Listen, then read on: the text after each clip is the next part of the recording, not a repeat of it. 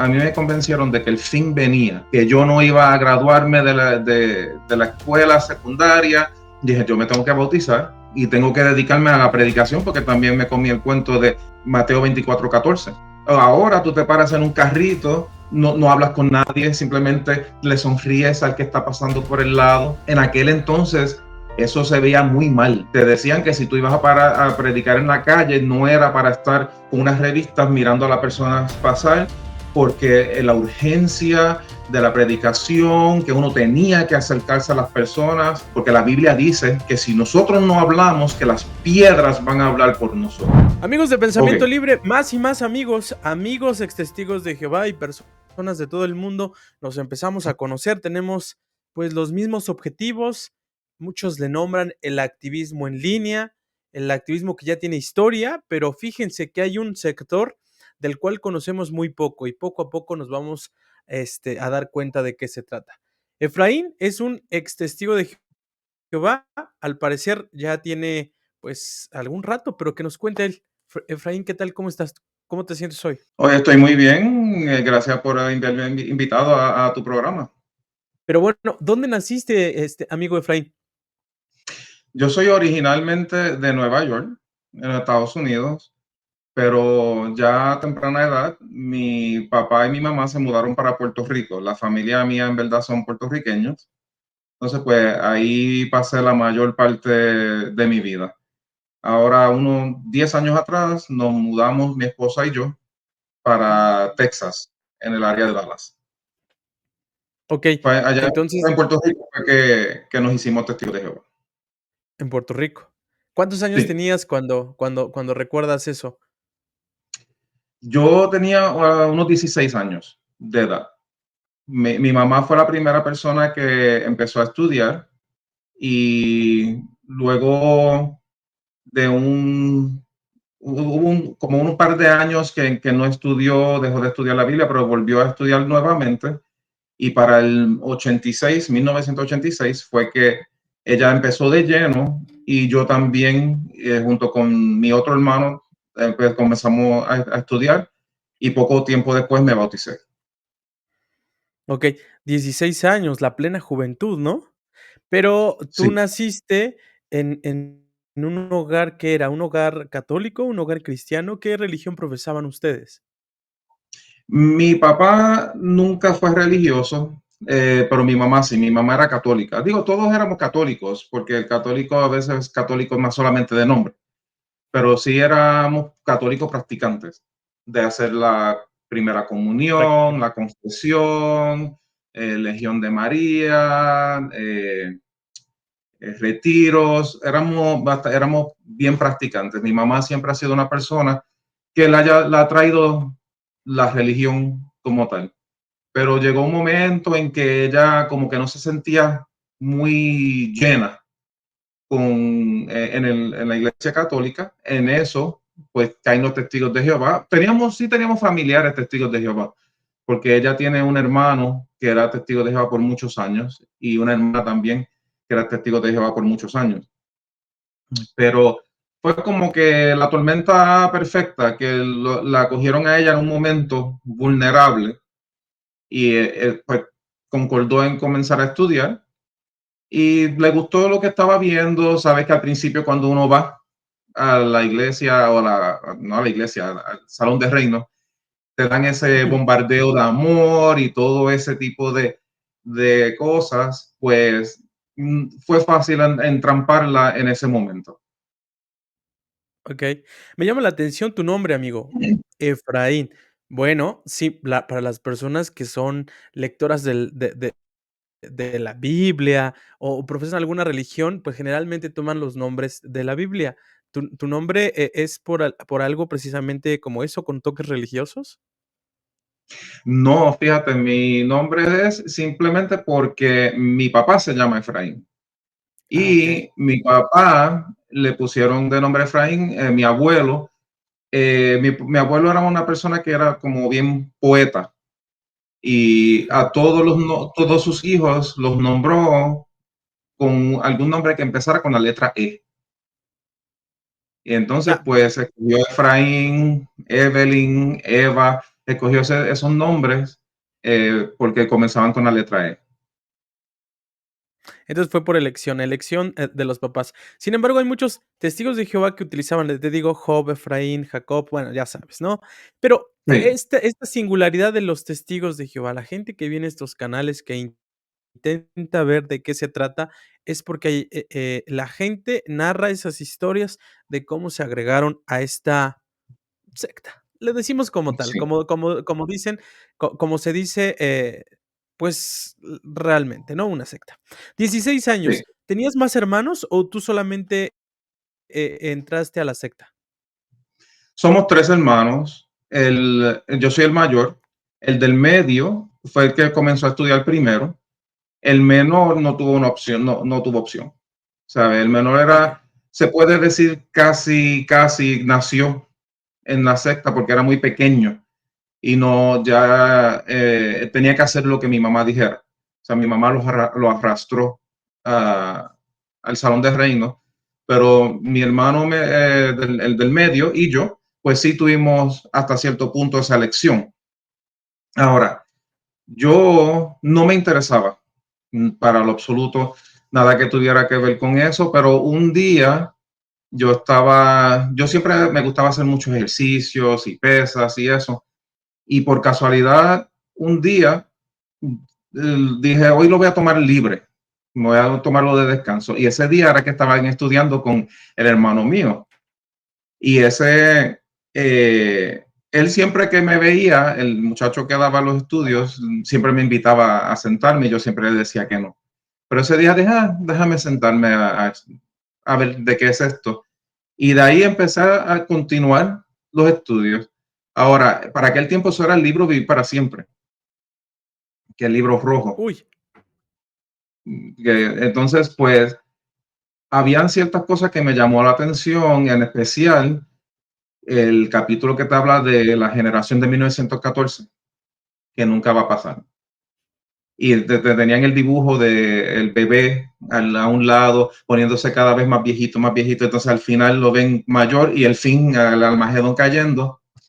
Entonces, pues esa parte a mí me interesó mucho y adicional a eso, yo era una persona que me gustaba mucho los misterios, yo leía cosas de Sherlock Holmes y numerología, pero con cosas que fueran como resolver casos.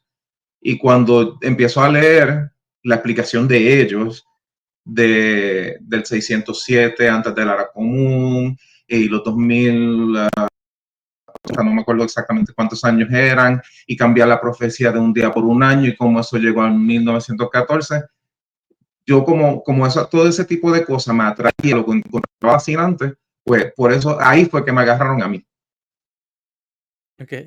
Ese fue el interés. O sea, te gustaba la historia, bueno, de alguna manera las fechas y sobre todo Los misterios. esa fecha, 1914. Sí, era misteriosa, ¿verdad? 1914, un tema que, muchos en ese momento era algo nuevo, pero bueno. Entonces, ya empiezas a estudiar, empiezan los estudios bíblicos, las preguntas, pero, ¿qué te impulsa ahora, no sé, a dedicarte, a bautizarte? ¿Cuál fue el impulso? Yo me creí todo lo que nos enseñaron. O sea, ellos, la propaganda, especialmente ese libro de Vivir para Siempre, es un libro que es muy bien hecho para entrampar a las personas. De hecho, en un mismo primer capítulo, lo primero que te enseñan es, se van a oponer los familiares, los amigos, se van a oponer a ti, y eso está predicho en la Biblia, y efectivamente eso fue lo que pasó. Hubo muchas amistades y que se nos acercaron y les dijeron a mi mamá y nos advirtieron, dicen, no se envuelvan con ese grupo, y uno lo ve como que, mira, sí es cierto lo que ellos están diciendo.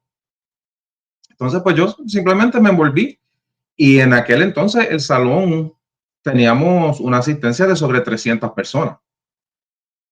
Era Uy, el crecimiento en Puerto Rico de los testigos de Jehová era inmenso. Y de hecho, después hablaremos de la decaída, pero antes de que se me olvide, ese salón 300 personas que después se divide de tanto crecimiento, que esas eran cosas que uno decía, ah, sí, estamos en la verdad, porque mira, se están cumpliendo. Eso tuvieron que disolver uno de los dos congregaciones, volver a unirlas y hoy tienen una asistencia de 20 personas. Y estamos hablando de 20. 40 años después. Ah, O sea, es tanto que estaba creciendo en un momento dado, ahora me por ahí para abajo. Pero, y pues yo estaba tan convencido, a mí me convencieron de que el fin venía en el de que la generación esa del 1914 no iba a pasar, que venía en cualquier momento, que yo no iba a graduarme de la escuela secundaria, que me envolví. Dije, yo me tengo que bautizar lo antes posible y tengo que dedicarme a la predicación porque también me comí el cuento de Mateo 24:14 que estas buenas nuevas se predicarán en todas las naciones y entonces vendrá el fin. Y ahora, los otros días, uno del cuerpo gobernante dice, no, quizás ni se predica en todas las naciones, o sea, quizás no terminemos predicando. Digo, en serio, después que yo sacrifiqué toda mi vida creyéndome eh, esa falsedad, pero me bauticé a los 16 años, todavía estaba en la escuela superior. Y a los 6 meses de estar bautizado, me nombraron precursor. Y aún estando en la precursor escuela, regular. sí. Ahí todavía eran 90, ¿verdad? Eso fue en el 86. Empecé a estudiar. En el 88, enero del 88, me bautizo. Ah, Y en ok. agosto de ese mismo año me nombran precursor regular. Entonces, pues aún yo estaba en la escuela superior y yo me levantaba a las 5 de la mañana para ir a predicar en las calles. Y predicar en las calles no era antes como es ahora. Antes, o ahora tú te paras en un carrito al lado de bueno, al lado del carrito y no hablas con nadie, simplemente le sonríes al que está pasando por el lado y ya. En aquel entonces eso se veía muy mal. Te decían que si tú ibas a parar a predicar en la calle, no era para estar con unas revistas mirando a las personas pasar, porque la urgencia de la predicación, que uno tenía que acercarse a las personas y nos hacían sentir culpables porque nos decían, ah, ustedes se imaginan que, porque la Biblia dice que si nosotros no hablamos, que las piedras van a hablar por nosotros. Y nos decían en las conferencias, ¿se imaginan la vergüenza que pasaríamos nosotros si las piedras empezaran a hablar porque nosotros no queremos predicar? Pues yo me iba a la plaza del pueblo y yo me iba a esa hora para hablar con las personas que estaban abriendo los negocios a esa hora, a ofrecerle la revista La Atalaya, la revista La Despertar, para aquel entonces todavía se vendían a 25 centavos cada una. Y me iba debajo de la vestimenta de salón, porque iba encorbatado, estaba mi uniforme de la escuela. Y de ahí, Ok. pues me cambiaba, iba a la escuela, entonces tenía que, cuando volvía a la casa, me volvía a cambiar para entonces ir a predicar con el grupo de precursores que salían por la tarde. O sea que yo estaba bien, bien dedicado a la Sí. organización. Sí se nota no, se nota, nos imaginamos, porque el querer el querer hacerlo bien. Tú, como dices, tomaste en cuenta, en realidad, la información que era urgente. Entonces, lo hacías de corazón, la urgencia sí te movía. En los 90, el auge de los testigos de Jehová era la urgencia. Digo, 80, 90, Uh ¿no? -huh. Y en ese Sí. momento, pues, se tenían que colocar las revistas que fueran, cansarse, no había momento para sentarse. Digo, lo estoy diciendo así porque sí había, sin embargo, me refiero al hecho de que aunque te cansaras, ese cansancio se demostraba, estoy haciendo lo correcto, ¿no? Lo que tú dices, lo que ahora no se hace, o que 40 años después, pues, nos estamos dando cuenta que, pues, era una mentira. Era una táctica de marketing. Bien triste y aún al principio de los 90 yo fui precursor regular por 8 años y al principio de los 90 fui a Betelita en la sucursal de Puerto Rico. O sea, yo estaba bien dedicado. Mi meta era llegar a Galar, que es la escuela misional de los testigos de Jehová. No, no fui a la universidad, no tenía ningún tipo de relación romántica con todo. Era, para aquel entonces todavía estaba el que uno no debería casarse, que no debería construir casas, que no debería tener hijos, que no debería ir a la universidad, porque todo el tiempo era para dedicarlo a Jehová y a su organización, porque el fin era inminente. Y así mismo resultó ser una completa y total falsedad. De hecho, me acuerdo claro, el día en que me gradué de la escuela superior y yo lo primero que pensé fue, ¿y dónde está el fin? Porque a nosotros nos decían que no nos íbamos a graduar. El fin va a llegar antes de que ustedes se salgan de la escuela. Pues digo, qué pena, porque esa fue la primera vez, el primer momento en que yo debía haber dejado de ir, de dejado de asistir a la secta, porque ya ahí me di cuenta que hay una mentira. Pero pues ya uno está tan adoctrinado para ese entonces que uno dice, pues, eh, vamos a continuar. Quizás todavía falta un poquito más y yo seguí creyendo en que, pues, que la generación de 1914 todavía existe, pues todavía falta un poquito más por eso. ¿Sí?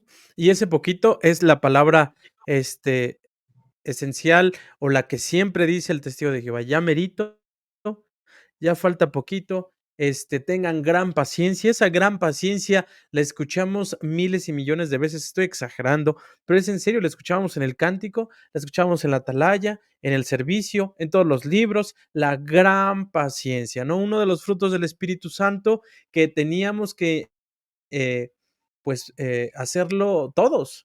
Y esa gran paciencia sigue, porque en realidad los testigos de Jehová no han cambiado nada. Sus mismas publicaciones siguen diciendo lo mismo. Sin embargo, en tu caso, llega el matrimonio. ¿Cómo fue el matrimonio de un testigo de Jehová en esa época?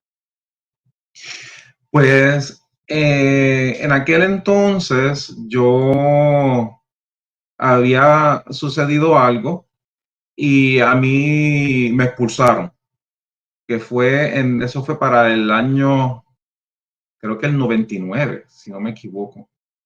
Entonces, pues yo estaba expulsado y para aquel entonces, mi esposa éramos novios y trabajábamos juntos.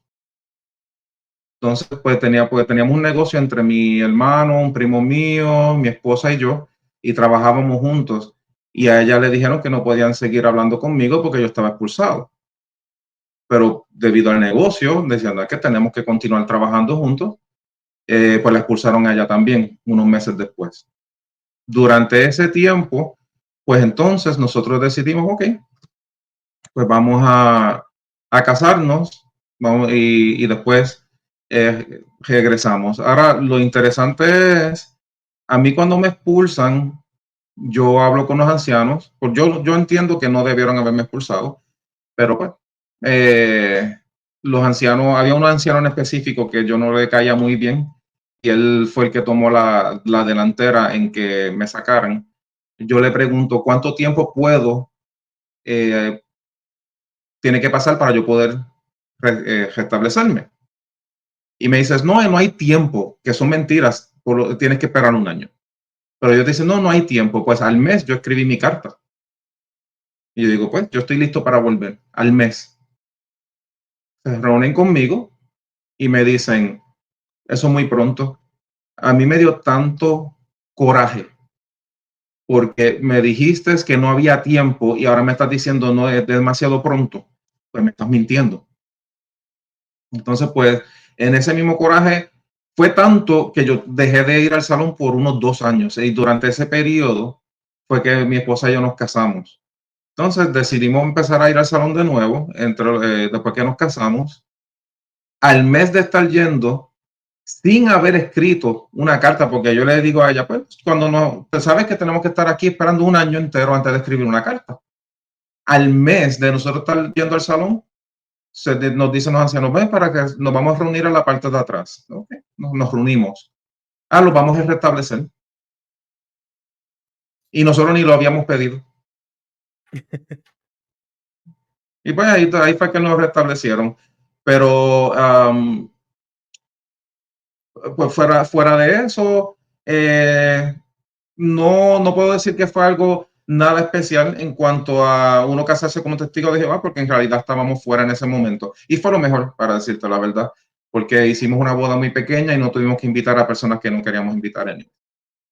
Sí, no, tenías que invitar a personas que eran de la congregación, que ni tan siquiera eran tus amigos, pero solo por compromiso de la congregación. Que eso es lo que pasa con las bodas que hacen ahí, ¿no? Sin embargo, otra Exacto. vez los restablecen, no lo piden. Ajá, Entonces, ahora, sí valió el mes, ¿no? O sea, pero según ellos, a lo mejor ya había pasado mucho tiempo, ya se vale, ¿no? Cada uno hace sus reglas. Empiezan otra exacto. vez. ¿Y tú querías nuevamente seguir con el precursorado? ¿Querías otra vez, hacer, estas metas o ya había cambiado algo en ti? No, ya había cambiado mucho. Ya nosotros estábamos como que cansados. Uno se cansa. Estamos hablando de que dedicamos toda nuestra juventud al 100% a esa organización, pensando en que no iba, que iba a venir el fin en cualquier momento. No fui a la universidad, no tenía un buen trabajo, no tenía una carrera. Estamos hablando de que para aquel entonces eran 5 reuniones semanales, porque también estaba el estudio de libros. Uno tenía que prepararse para cada una de esas reuniones. No había prácticamente tiempo. Y encima de eso, se medía la espiritualidad por la predicación, por las horas de predicación, que eso lo cambiaron también hace poco. Una persona que predicara menos de 10 horas no se consideraba una persona espiritual. No importa Claro. lo que hicieras, podías ser la mejor persona en el salón del reino, podías estar ayudando a las personas mayores, está haciendo 20 miles de obras, pero si tú no predicabas cierta cantidad de horas, no eras nadie. Y podías ser la persona más, podías hasta pegarle a la esposa tuya, pero predicabas 25 horas al mes, eres espiritual. Tienes razón. Sí, mira, es que algo de lo que caracterizaba a la religión de los testigos de Jehová como la única era la predicación. Ahora, con sus Ujú. nuevas luces, sin informar y con todos esos cambios de la predicación, ya pasó a ser lo que en su momento era, hacer una más de los que ellos decían, de las religiones falsas, ¿no? Porque, pues, en realidad eso lo que lo distinguía, que decían: "Nosotros somos los únicos que vamos y predicamos de casa en casa". ¿Y qué pasó? Se perdió. Sí, y hay muchísimas cosas que a mí me comenzaron a molestar. Para el 95 fue cuando se anuncia por primera vez la generación traslapada. Me acuerdo claro cuando vienen y que muchas personas no saben eso, para que vean, hasta los mismos testigos de Jehová piensan que eso después de los 2000 y ya para el 1995 se mencionó por primera vez la generación traslapada. Me acuerdo cuando el superintendente de circuito de aquel entonces, que se llamaba eh, Ronald Parkin, se levanta frente a todo el mundo en la asamblea de circuito y dice y anuncia la supuesta generación traslapada, diciendo que ellos nunca habían dicho que la generación de 1914 iba a ver el fin. Yo me levanté nuevamente molesto y a un compañero precursor, yo hasta le enseñé el libro y dice, porque nosotros éramos precursores, siempre andábamos con todos los libros. Y digo, mira el libro aquí, mira lo que dice. ¿Tú escuchaste lo que dijo ese señor allá arriba? Esa fue mi segunda oportunidad de haberme levantado, ido y no volver. Tonto, continué pensando porque como no había internet para aquel entonces, uno tendía a separar al hombre de la organización. Uno tenía la mentalidad de que el cuerpo gobernante son estas personas ultrasantas que están allá en Brooklyn y que están dando unas bien espirituales y dando unas directrices, pero que lamentablemente estas personas que están acá abajo, los superintendentes, los ancianos, no están siguiendo esas instrucciones. Y pues, entonces, pues yo digo, eso fue que habló algo que no se supone que hablara. No fue algo que se le dijo que hablara. Y eso es una de las cosas que yo entiendo que también ha afectado mucho a la organización, que ya el mago de Oz desapareció. A uno está viendo ahora en primera plana quiénes son esos del que se llaman ser el cuerpo gobernante. Y cuando uno los ve en acción, uno dice, oh Dios mío, esto yo no puedo creer que estos hombres sean los que estén dirigiendo esta organización y que yo creía en ellos. Sí, definitivamente, me uno contigo con esa idea de que nosotros pensábamos que eran santos, ¿no? El lugar santo. Algo así como los católicos que tienen ahí su lugar santo en Roma, así pensábamos que en Estados Unidos era el lugar santo. Imagínate que viniera un ungido a pasar un discurso, ¿no? O sea, en realidad nos decían: humildad, hermanos, no podemos verlos, son hermanos de Cristo, pero no sé qué", pero era un tema de idolatrar. Ahí estaba la idolatría muy presente con los testigos de Jehová. Y se hacía notar, sobre todo, ¿sabes dónde? Por los ancianos, que vulgarmente se dice en México, ancianos lamebotas, ancianos No, que oh sí, o sea, imagínate que si en ese momento el ungido lo que le pidiera al anciano, al de circuito, se lo daba. sí, Y nosotros criticando a la luz del mundo, a los mormones, a todos ellos, y eran iguales. ¿Por qué no nos dábamos oh cuenta sí. en ese entonces? Sí, no, de hecho, en Puerto Rico les dicen lambeojos y habían Okey. muchos que eran así. De hecho, el que me dio estudio a mí, ese muchacho, cada vez que venía superintendente de circuito, poco le faltaba por besarle los pies y limpiarle la boca, los zapatos con la lengua, porque era como dicen, él era un lambeojo y todo era para que le dieran los títulos. Él quería ser CEO ministerial y siempre estaba detrás de los superintendentes de circuito, ¿dónde te pongo? ¿Dónde te pongo? Porque quiero para que le dieran el nombramiento. Y tristemente ese señor ahora mismo es de lo que están acusados de haber abusado a su propia hija. No, o sea, que seguramente lo hacían por remordimiento de conciencia y de alguna manera, si le hacían la barba o le hacían el lameojos, como dice, este, iban a pasar, ¿no? Por ejemplo, les iban a ayudar a pasar al paraíso. Este tipo de Oh, gente sí. con la que tú de alguna manera conviviste, pero en su momento tú creíste que era tu familia. Algo que me gusta es que no, a lo mejor no sentiste una ruptura porque porque ya habías vivido un proceso de 2 años. Sin embargo, llegas a un punto en el que cómo se fisura esta relación completamente de ti con esa secta. Pues mi esposa y yo estuvimos luchando con muchos problemas económicos, depresión, ansiedad, que eso es algo normal dentro de la secta, porque pues si nunca tienes un buen trabajo porque te dicen que no hagas una carrera, a casa, no tienes bien poco, lo que teníamos sí mucho eran muchas deudas. Pues cuando nos mudamos a Texas, lo hicimos porque ya no encontrábamos trabajo en Puerto Rico, la economía estaba muy mala. Teníamos un negocio que se nos cayó y digo, ok, vámonos para Texas. Aquí, pues conseguimos buenos trabajos, empezamos a progresar.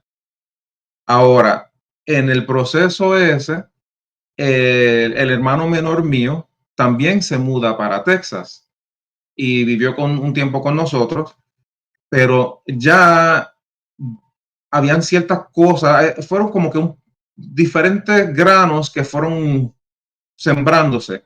Uno de ellos fue que tratando de buscar mejor espiritualidad, mi esposa y yo decidimos, vamos a ver los broadcasting, porque no lo habíamos visto. Habíamos escuchado que era algo nuevo, pero no lo habíamos visto. Pues vimos el primer broadcasting. Ese primer broadcasting que vimos, después que lo terminamos, yo miro a mi esposa y le digo, si nosotros queremos seguir siendo testigos de Jehová, no podemos seguir viendo esto. Porque fue algo que parecía que estaba viendo televangelistas. Todo lo que se criticaba de la manera, el estilo, todo, me acordaba a la religión de los evangelistas que están pidiendo dinero y yo digo, esto a mí no me gusta. Eso fue uno de ellos. Otra cosa fueron cuando salen los miembros del cuerpo gobernante y empiezan a hablar 20 miles de disparates. Estaba, por ejemplo, el discurso de Anthony Morris, cuando él habla de los pantalones apretados. Nosotros escuchamos eso cuando lo dijo por primera vez. Y nosotros, yo me pregunté, digo, pero ¿qué le pasa a esta persona? Porque me acordaba a los ancianos que me caían mal, que daban esos discursos que te caen mal en el Salón del Reino. Y digo, pero él está hablando igual que estos ancianos. Eh, entonces, pues, eso fue otra de las cosas. Y el hermano mío me menciona de la Real Comisión Australiana.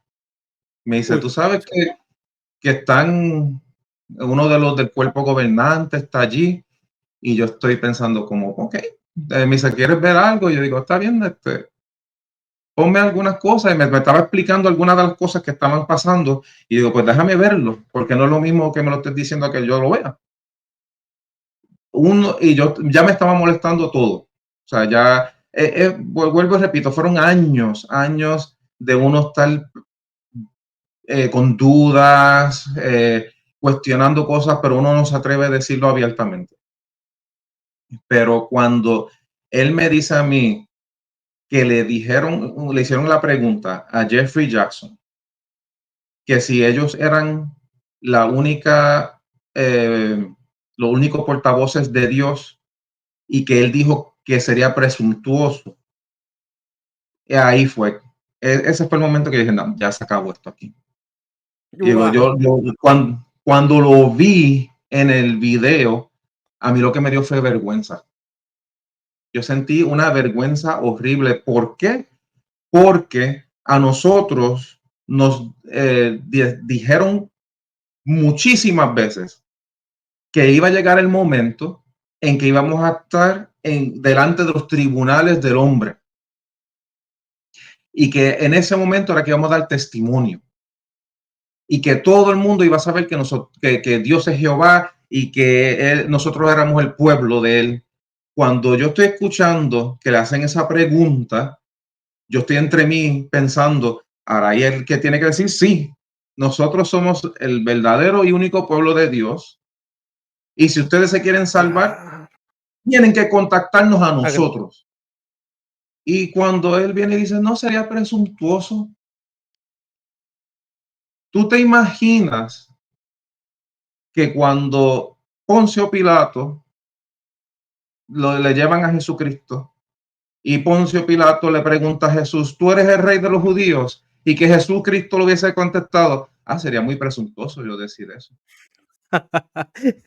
Wow, No, no él lo había dijo, tú visto así. mismo lo has dicho. Él dice, tú mismo lo dijiste.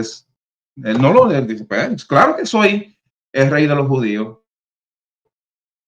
Entonces, ahora viene este que representa a, a Jehová en la tierra, el miembro del esclavo fiel y discreto, que son guiados, porque ahora no son inspirados, son guiados por Dios.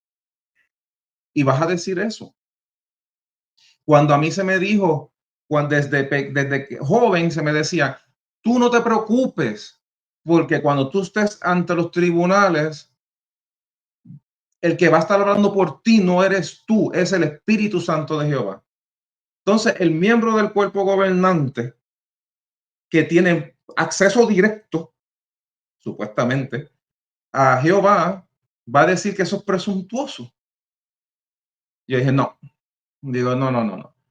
El hermano mío tenía el libro de Crisis de Conciencia y yo le dije, dame el libro, ahora lo voy a leer. Y cuando lo leí, ahí fue que se terminó de que me di cuenta, se me abrieron los ojos por completo de que esto es una completa y total falsedad.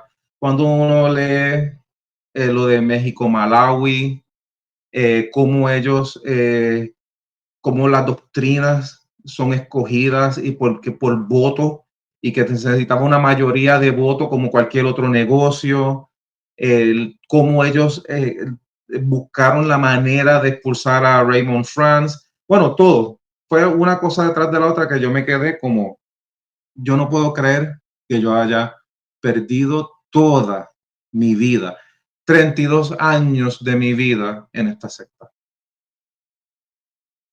¿Cuáles son los sentimientos? Porque cuando uno está en el proceso de salir, tiene miedo, ganas de regresar, de repente dices, ¿y si estoy equivocado? Pero es la verdad. Pero cuando ya pasas el proceso y una tras otra, y llega un libro como estos a confirmar todo, ¿cuáles son las sensaciones en ti del despertar completo, como lo dices? Pues el único momento en que sentí un poquito de miedo fue cuando comencé a investigar. Cuando estaba googleando,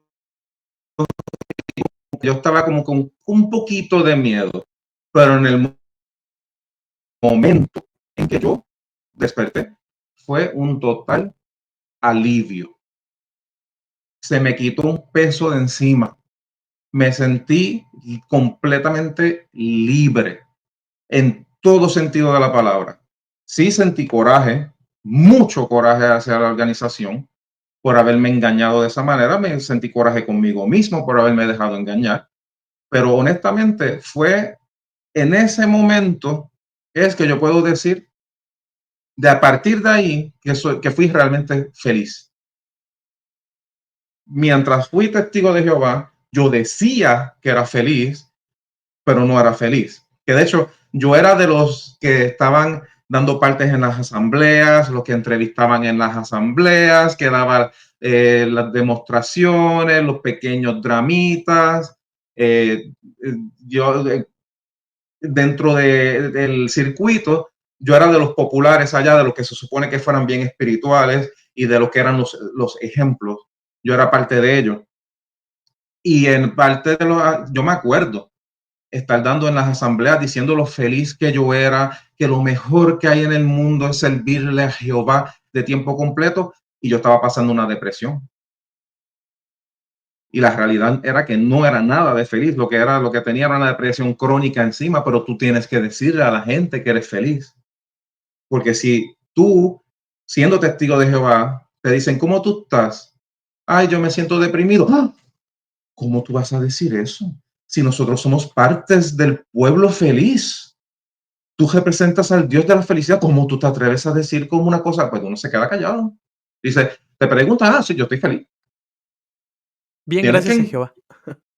sí, claro, gracias a Jehová. Oh, sí, todo es Jehová. Oh, gracias a Jehová, estoy de lo más bien. Aunque sea una persona infeliz. Es que está sacando cada punto que estás haciendo pensar, seguramente la gente que va a escucharlo lo va a confirmar, porque es real. No he visto algo parecido a algún tema que diga: ¿existe la depresión dentro del pueblo de Jehová? Porque ellos han sacado algunos artículos, ¿no? Por ejemplo, recuerdo uno de tantos que hablaba sobre el estrés solamente, o solamente el estrés, no hablan de la depresión. Y ya sabes, el único remedio es hacer oración, todo el tiempo estar en oración, en oración, en oración, y descartan algunos profesionales de la salud, ¿no? Pero ese es un Exacto. punto bastante bueno porque para ellos existe lo malo, lo depresivo, lo peor fuera, pero dentro no existe. Entonces, es como vivir, claro, con la sonrisa inventada. dibujada Oh, sí. en el Y salón no del puedes reino, pero la faltar, vida y está no mía. puedes faltar a ninguna reunión puedes faltar. Si te faltas, tienes que decir que estabas enfermo, que te estabas muriendo, pero no puedes decir que era porque te sentías mal o deprimido. Ay, me sentía triste. Ay, no tenía deseo de ir al salón, estaba cansado. ¡Ah! Muchacho, eso sería, ¿cómo tú vas a decir algo así? O sea, tú tienes que ser parte de ese Dios feliz, de esa organización feliz, pero en realidad era una falsedad.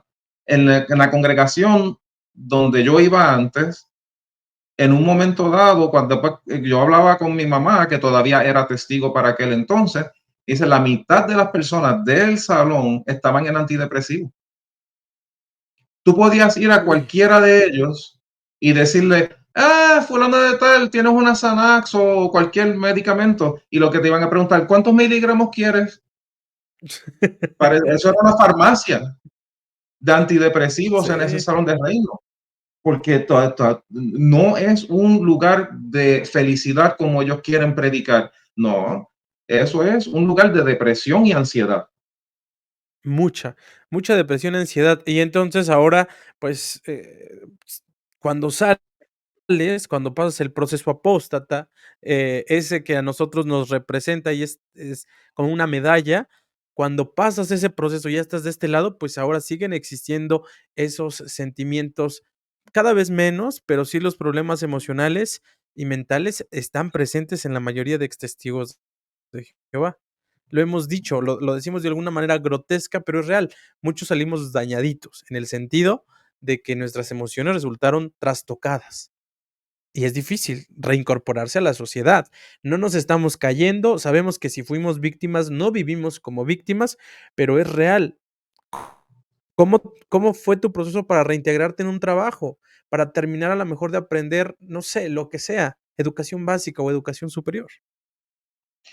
Pues mira, primero, como te mencioné, ya nosotros estábamos teniendo un mucho mejor trabajo. Yo había sacado una licencia de finanzas y de vendedor. Mi esposa comenzó a trabajar en el correo de los Estados Unidos, que estábamos ya progresando en ese sentido. Estábamos viviendo aparte en un apartamento y llega el momento en que pues ya yo despierto, ¿verdad? Mi esposa, es una noche de reunión, ya ella me pregunta abiertamente, ¿tú todavía crees en la organización? Y yo le digo a ella, no, no le mentí. Le dije, no, ya yo no quiero en la organización. Entonces, pues ella se encerró en el baño a llorar. Y yo, había reunión esa noche. Entonces, pues yo toco en el baño y le pregunto, ¿qué te sucede? Vámonos para la reunión. Y ella me dice, ¿pero para qué? ¿Para qué perder el tiempo si ya tú no crees? Y yo le digo a ella, eh, yo no voy a permitir que esta organización rompa nuestro matrimonio. Mientras tú quieras que yo vaya al salón, yo seguiré yendo. Entonces, pues yo la empujé para que se terminara de vestir y nos fuimos al salón. Ahora, en el transcurso, yo le estoy hablando de algunas cosas y le estoy hablando de lo que está sucediendo con los niños en la organización. Entonces, ella viene, me dijo algo como en protesta más o menos, tratando de defender, porque eso es lo que usualmente uno trata de hacer, rápido de defender lo que uno cree que es la verdad. Y yo le digo a ella, le pregunto, si eso hubiese sucedido con tu sobrina o con tu sobrino, que ella adora a muerte, digo, y que te mandaran a callar, ¿tú pensarías así como estás pensando? Me dijo, sí, tienes razón. Fuimos al salón, de regreso al salón, ella me dijo, yo no piso un salón más tampoco. Wow. O sea, fue suficiente y esa fue la última vez que fuimos al salón de reino. Pero aquí es que viene la parte buena. Nosotros pues nos alejamos, pues, y como teníamos trabajo, eso fue como que algo tan perfecto para poder hacer, ayudarnos a salir, porque los trabajos que teníamos eran, estábamos trabajando 7 días a la semana, incluyendo los días de reunión. Y como eran, pero ese trabajo se supone que esos días continuos iba a ser temporero. Y esa era la excusa de que no, es que esto solamente es unos cuantos meses porque se necesita que trabajemos, pero después no hay problema. Y nos conectamos por audio. Nunca nos conectamos, pero le decíamos que nos conectábamos por el audio. Para aquel entonces no había Zoom, sino que uno se conectaba por audio. Entonces, pues, nos fuimos alejando. Pero yo en mi página de Facebook, yo puse el video que le llaman Pillowgate, el video de la almohada, que es el que te ponen cuando tú entras a Bethel. ¿Sabes cuál es el que te digo?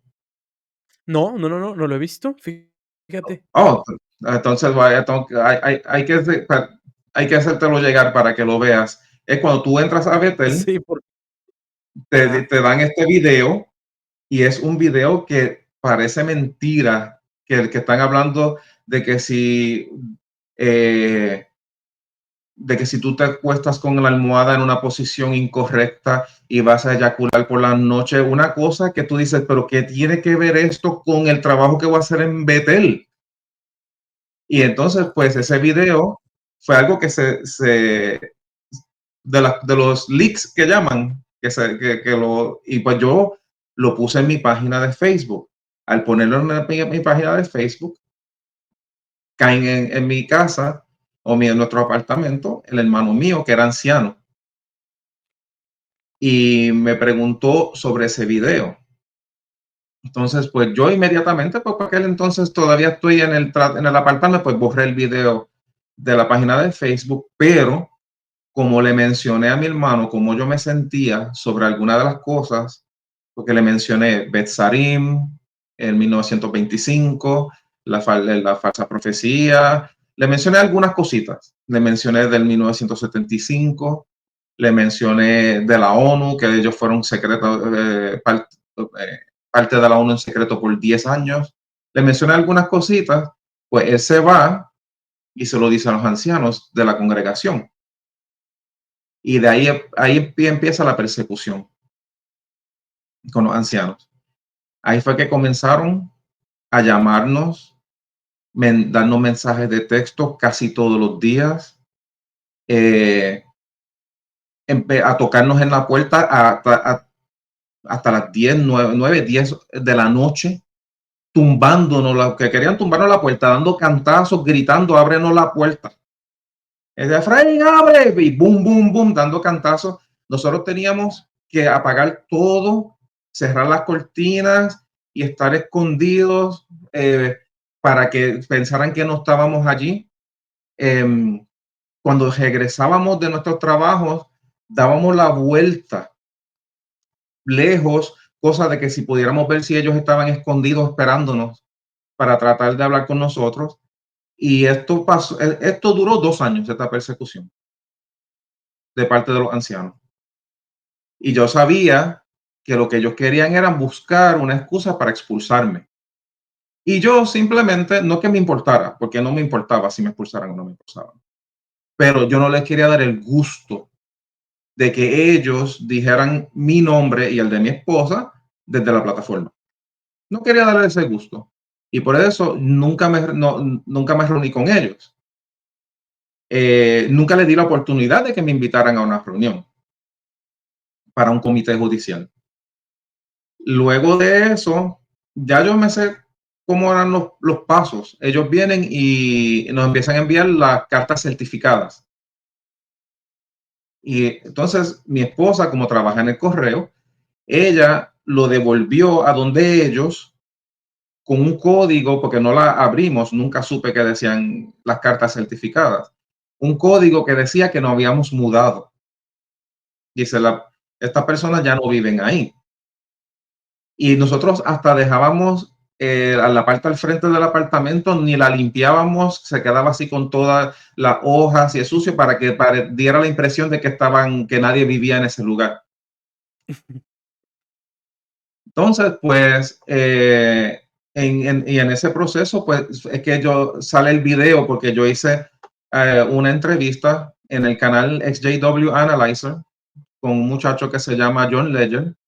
Entonces, pues, él me entrevista en inglés y en español. Y cuando sale mi video en español, ahí ese fue otro problemón. Porque yo lo hice pensando en que nadie lo iba a ver. El canal de ese muchacho era un canal bien pequeñito. Y yo digo, pues esto quizás no lo va a ver nadie, pero lo hago, cosa de que si alguna persona que yo conozca, un familiar, se pone a investigar mucho, mucho, quizás se tropiece con el video y entonces me llame y podemos hablar acá, tú sabes, calladitos, tras bastidores. Pero no, el video se hizo conocido por donde quiera.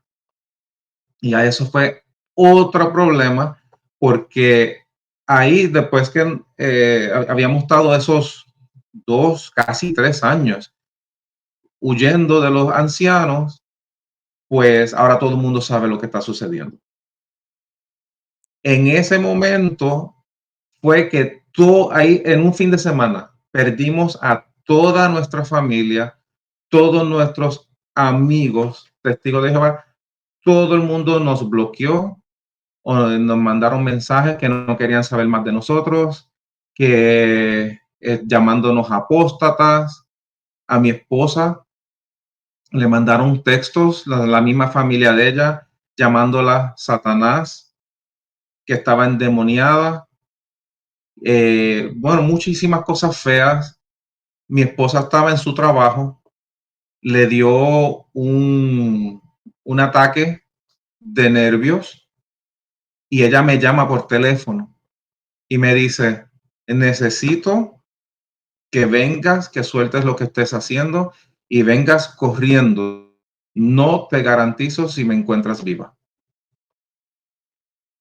Le dio una Y yo crisis. tuve que salir del trabajo y allá estaba la policía, ambulancias, los bomberos, y le iban con ella de emergencia para un hospital. Fue una experiencia horrible. Y por eso que yo digo que la gente dice, nadie te obliga a estar aquí. Tú te puedes ir cuando tú quieras. Nadie te pone una pistola en la cabeza. Mentiras, mentiras. Salirse de los testigos de Jehová es como querer salir de la mafia. Y como te digo, fue muerte figurativa con todas las personas que conocíamos, amistades que teníamos de sobre 3 décadas, familias enteras que nos comunicábamos todo el tiempo. De la noche a la mañana, no queremos saber más de ustedes. Una prima mía, que nosotros por los últimos 5 años nos hablábamos por teléfono todos los días o nos mandábamos algún texto. Éramos bien cercanos. De la noche a la mañana, a la fecha de hoy, yo no sé si ella está viva o si está muerta, porque ella se desapareció, me bloqueó, yo no sé absolutamente nada de esa persona. Los papás de mi esposa no le hablan. Bueno, perdimos todo, todo, todo, todo. Ahora, para contestar la pregunta que mencionaste, que tenías al principio, que me dijiste cómo superamos este tipo de cosas, cómo nos acoplamos de nuevo al mundo real. Pues en el trabajo de mi esposa, los compañeros de trabajo, ella empieza a hablar con ellos y a hacer amistades dentro de su trabajo. Y fueron personas que nos ayudaron increíblemente, inclusive cuando ella pasó ese problema que tuvo que estar un mes sin trabajar. Ellos buscaron una manera de ayudarnos. Ellos hasta hicieron una recolecta para que de, de horas de trabajo, que eso es un sistema que tienen, que tú puedes donar horas que tú tengas acumuladas de vacaciones, tú se las puedes donar a otra persona para que le pueda tener dinero, aunque no esté trabajando. Y ellos le hicieron eso a ella para que ella pudiera seguir cobrando su dinero, a pesar de que faltó un mes al trabajo. Nos ayudaron económicamente, nos dieron apoyo emocional, cosas que uno ni siquiera ve en los testigos de Jehová, porque los testigos de Jehová dicen que ayudan y no ayudan nada. Y te puedo hacer un montón de cuentos de cosas que pasaban, de que yo vi y viví en los testigos de Jehová. Pero ella, al ver todo este tipo de apoyo, ella lo dice abiertamente, dice, yo me sorprendí que fuera de la organización de los testigos de Jehová hubiese gente tan buena. Porque como a uno, sabe que nos dicen que los testigos de Jehová son las únicas personas buenas en el mundo, todo el mundo es malo. Y por eso, y ella, mi esposa, nació en la organización, ella nunca vio personas que fueran, ni compartió con personas que no fueran testigos de Jehová. Que de hecho hay un decir en los testigos de Jehová que dice, el peor testigo de Jehová es mejor que el mejor mundano. Entonces, pues, también. entonces ella descubre esto. Dice, pero aquí hay personas que son personas buenas. Ese mismo año, esos mismos meses después que nos pasa esto, celebramos el primer cumpleaños de ella. Y fue, ella se sintió increíblemente bien. Le teníamos un globo con el número 1 porque era su primer cumpleaños. Sí. Después de eso, el segundo cumpleaños hicimos una fiesta grandísima y tenía todos sus compañeros, todos sus amigos, todos compartiendo, todos divirtiéndose, todo de manera sana, ni un solo testigo de Jehová. Y eso fue las cosas que hizo que mi esposa dijera, hay gente buena, hay gente buena fuera de esta organización. Y cuando llegaban los fines de semana y teníamos el fin de semana para nosotros, ella decía, yo no puedo creer cómo nos sobra el fin de semana por completo ahora que no somos testigos de Jehová, que no hay que predicar, que no hay que ir al salón, no hay que prepararse para nada. Es simplemente puedes salir, compartir o simplemente quedarte en tu casa durmiendo un poquito más y luego ver televisión. Nada más. Sí, claro. Algo que no se podía hacer. No, y es que igual me empiezo a recordar eso del cansancio.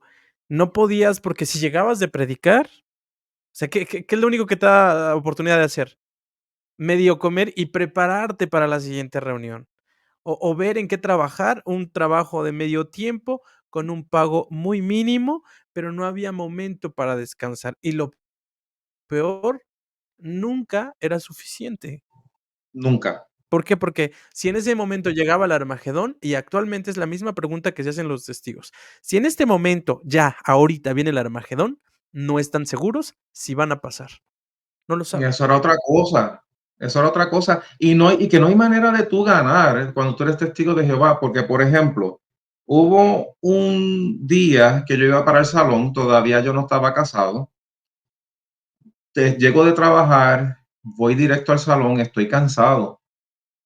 Cuando llego al salón, me doy cuenta que no tengo el bulto del salón. Ahora no, ahora todo el mundo va con un iPad y ya, pero antes tú tenías un bultito con todos los libros y las revistas que tienen que estar marcadas, preferiblemente de diferentes colores, porque mientras más colores tenías, pues más espiritual eres, porque te estudiaste mejor la revista.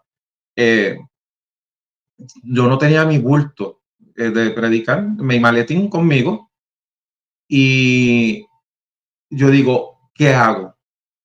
Si voy a mi casa a buscar el maletín y regreso, voy a llegar tarde. Los ancianos van a hablar conmigo porque llegué tarde. Si regreso y falto en la próxima reunión, van a hablar conmigo porque falté a la reunión.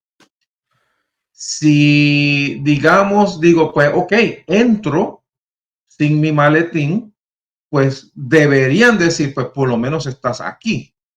Pero sabía que había la posibilidad que me reunieran para preguntarme por qué tú no tienes el maletín contigo. Yo decidí, yo estoy aquí para Jehová, voy a entrar al salón sin el maletín. Entré al salón sin el maletín. La próxima semana, en la próxima reunión, se reunieron conmigo porque yo no tenía el maletín. No hay manera de Para todo ganar. era, o sea, Pues no había no hay manera de ganar. manera. Mucho acoso mental, desgaste mental, porque, Oh, sí. te acuerdas que, bueno, te acuerdas, todos seguramente teníamos, cada uno se hacía el Armagedón a su imagen. Si llegaba el Armagedón en la predicación, si llegaba en la asamblea, si llegaba cuando estuvieras dentro, si llegaba en la conmemoración, pero nunca llegaba, y entonces tenías que ese texto que traumó, este texto yo creo, tú me vas a decir si estoy mintiendo, el que traumó a todos fue el que decía que debíamos de estar vigilantes, o creo que era la revista, el que decía que el que se durmió y llegaron, ¿no? Como Gedeón, ya me acordé, como Gedeón, tenían que estar comiendo así, pero volteando para todos lados, ¿no? Entonces, eso Sí. de mantener alerta el cerebro, yo creo que se atrofió. No completo, pero sí, ahí todos estábamos con la tentación de, ¿cuándo? ¿A qué hora? ¿Y si no paso? Ay, Ujú. Y el ya estoy haciendo un terror que le crea, eso, el terror que le crea a las personas. Hay personas que todavía que yo conozco que dicen que tienen pesadillas con Armagedón aún después de haber despertado de la secta, porque lamentablemente eso es lo que se te inculca desde pequeño y crea mucho miedo a muchas personas. Y te digo, de hecho, una de las cosas que sucedió cuando nos se enteraron que salió mi video y me fui, yo a mí me gustan los juegos de mesas y yo tenía una colección grandísima de como unos 200 juegos de mesas y muchos eran artículos de colección que no se consiguen ya en ningún lugar porque ya no los producen. En el momento en que sale el video mío, el suegro mío, porque parte de mi colección donde estaba en la casa de los suegros míos, que son testigos de Jehová, comenzó a botarme todo, simplemente porque ya no éramos testigos de Jehová, y sino porque mi esposa lo llama y dice, mira cómo tú estás botando ese tipo de cosas, eso no es tuyo. Y yo hablé con mi mamá, que todavía era testigo de Jehová, y le dije, mira, para a ver si llevan todo a la casa, a tu casa, porque me están botando mis cosas. Y la cosa es que lamentablemente una eh, de las creencias de los testigos de Jehová es que todo ese tipo de cosas automáticamente ahora va a estar llena de demonios, porque todo eso es otra sí. cosa que uno se libera de eso cuando uno sale de la secta. Esa creencia de que si estás aquí y estás hablando y se cayó un lápiz por allá, hay un demonio en la casa, tenemos que rebuscar para ver qué se entró, y todo ese tipo de cosas, uno se libera de esa también. Hay que hacer oración. Otro dato, yo creo que esto nos da para mucho. Mira, fíjate que a pesar de que vivimos en diferentes países y todo eso, todo mundo hablaba de eso. Para todos son demonios. Todo el tiempo los demonios. En el hablar testiguil siempre lo mantenían porque tenían que echarle la culpa a alguien. Y tienes razón. Ujú. Había que hacer oración, había que ser más espirituales, pero todo lo que no es testigo de Jehová, el espiritismo, las películas de terror, la inmoralidad sexual, todo tiene espiritismo y demonismo. O sea, va Oh, de mezclado. hecho, ¿Quién se dio? los amistades y la familia dicen que yo estoy lleno de demonios y que uno de los demonios míos se salió y tiene a mi esposa poseída. Yo creo que tienen razón. Mira, ahí sí les voy a dar la razón a los testigos. Yo sí les voy a dar. Porque fíjate que el término demonio tiene una connotación que significa inteligencia.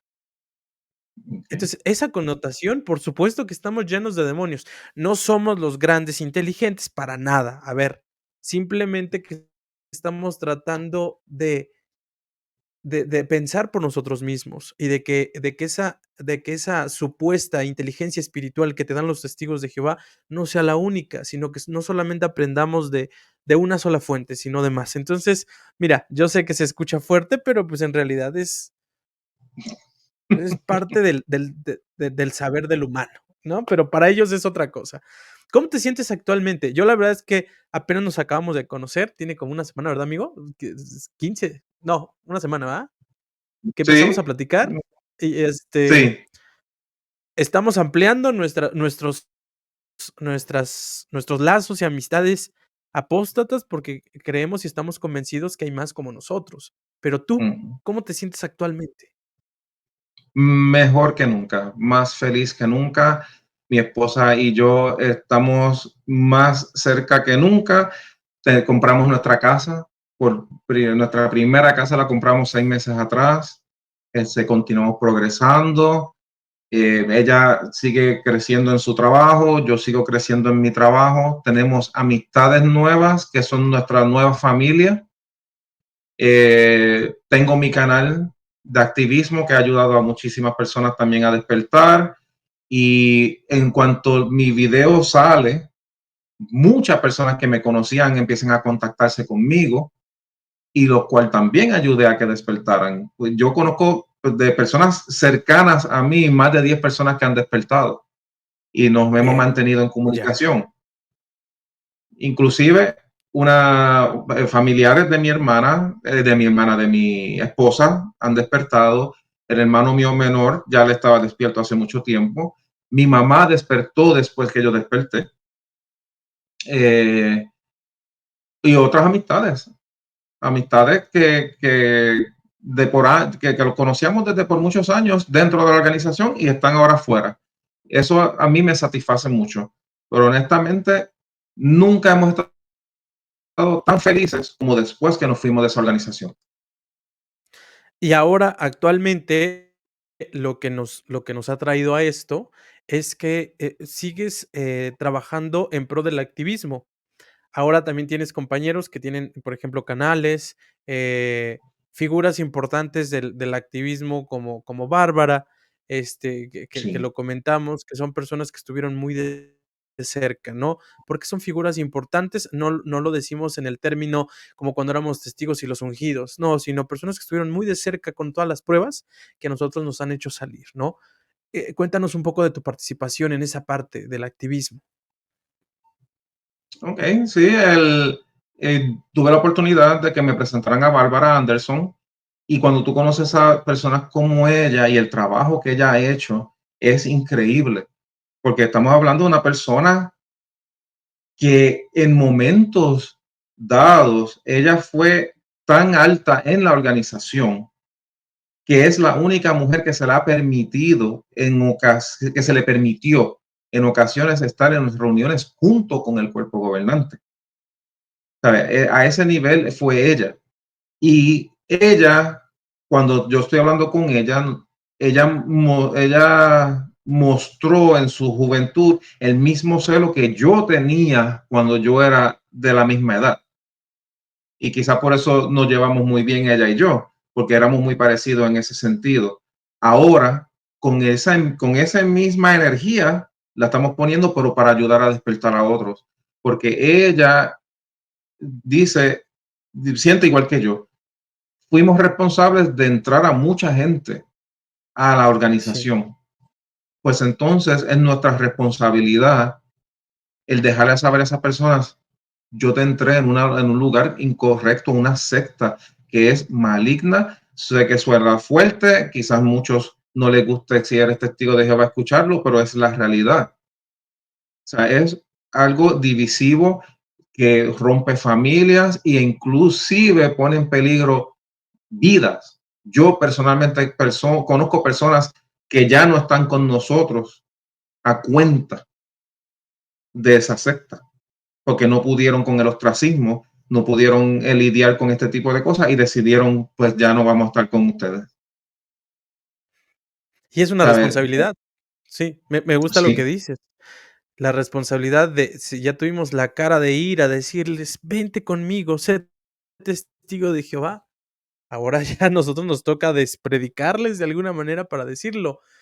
Oye, ¿tú ves algún tipo de cambio? Porque, por ejemplo, lo que platicamos, la gente que vive en México, en Guatemala, en Belice, Países, Bajos, de alguna manera no conoce, de hecho, nosotros no conocimos Brooklyn, algunos no hemos ido a este lugar que también está, se me olvida, ¿no? Donde están la sede, solamente conocemos que hay una religión, que hay unos ungidos allá. ¿Cómo ves el activismo de Estados Unidos y el de América Latina? El activismo de América Latina está creciendo mucho más que el de los Estados Unidos, el del habla inglesa, muchísimo más. Eh, yo de hecho me alegro muchísimo de eso. Y lo que están consiguiendo mucha información por debajo de la mesa son más ahora mismo los latinos que los mismos de Estados Unidos. Y de hecho, por eso es que Bárbara también quiere colaborar con la comunidad latina para que podamos compartir lo que ella, porque a ella le llega mucha información, pero ahora mismo le está llegando bastante información de parte de la comunidad latina, pero ella no sabe español. Entonces, pues uno tiene que traducírselo para decirle, pues, mira, Bárbara, esto lo que te enviaron fue esto.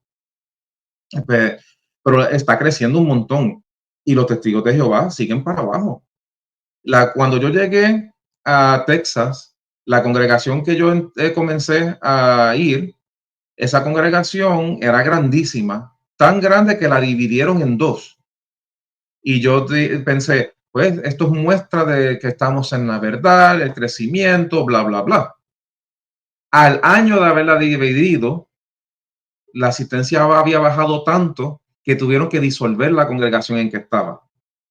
Y nos unieron a otra congregación. Y aún cuando nos unieron a la otra congregación, esa congregación parecía un estudio de libro. Una congregación que a veces tú veías 20, 30, 40 personas ahí. Y yo digo, pero ¿qué está pasando? Los números aún en las congregaciones hispanas que tienden a ser de más crecimiento, están bajando, pero increíblemente. Y yo estoy orgulloso Oye, me del pongo a activismo en español. ¿Perdón? no, sí. No, sí, me gusta lo que dices. Me pongo a pensar algo, tal vez a lo mejor es solamente una noción, una teoría. ¿Por qué crees que en Estados Unidos a lo mejor digan, a lo mejor están cerrando ciclos? Dicen: "Okey", porque nos pasa, ¿no? Ya no quiero saber que se quede ahí. Sin embargo, el latino es más como que más fuego, más no de venganza, pero sí no es como: "No me puedo quedar con esto, no me puedo quedar con esto, tengo que externarlo". ¿Tú crees que influya eso? Sí, definitivamente. El latino es más apasionado, el latino es más expresivo que el americano. El americano tiene más la tendencia a quedarse, esto es lo mío, es mi privado, no voy a hablar de mis creencias o de mi ideología. O sea, no todos son así, pero por naturaleza son más secos en ese sentido.